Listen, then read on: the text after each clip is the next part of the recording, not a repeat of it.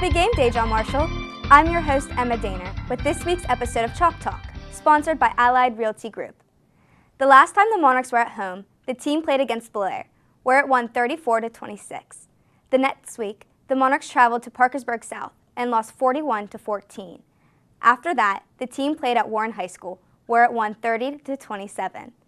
Then, the Monarchs went against Cisar, where they lost 55-13. In these past few games, the team has also had a few injuries that have affected it. Tonight, the Monarchs play against the Brooke Bruins for the big 2025 homecoming game. Joining me now to recap the past 3 weeks and preview tonight's game is JM head coach Mark Cisar. Coach, the Blair game was rough on our players, with a few injuries that hurt the Monarchs. How do you plan and quickly help the team once losing players after a game? Well, Emma, thanks first of all for having me on the show today.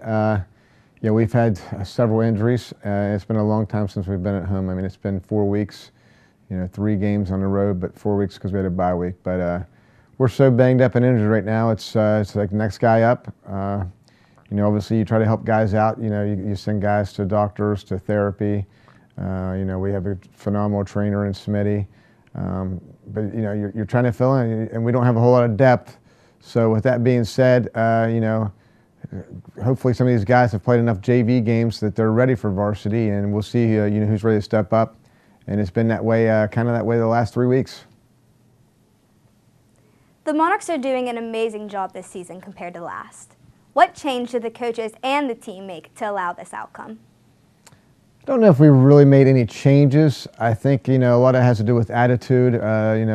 The mental aspect up. We've learned how to win the close games. We've done that in 2 games. Obviously the first game against Marietta came down to the last second field goal, and we did the same thing against Warren Local down there. We were down a couple of different times in that game, and we had enough mental toughness to take the ball and drive the field and take the lead, and also get a big stop there at the end of the game to win that game. So a lot of it has to do with mental toughness. I don't think we've made any huge changes. I think that was probably from our senior leadership that we had last year, and it's paid off going into this year. This week, the Monarchs play against Brooke.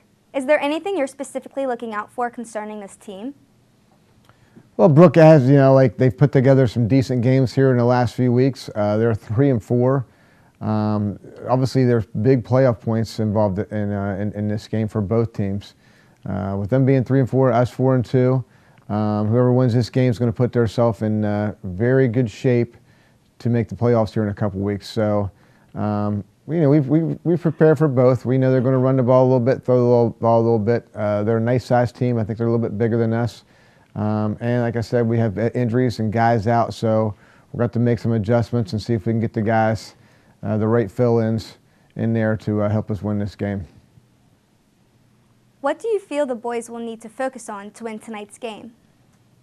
Obviously, on the defensive side of the ball, we need to get stops. If we can get some stops and our offense can get going and move the chains a little bit, put some points on the board, I think if we get a lead and get out front, that'll put a little bit of pressure on Brooke and force them to do some things that they don't want to do or uncharacteristic of doing.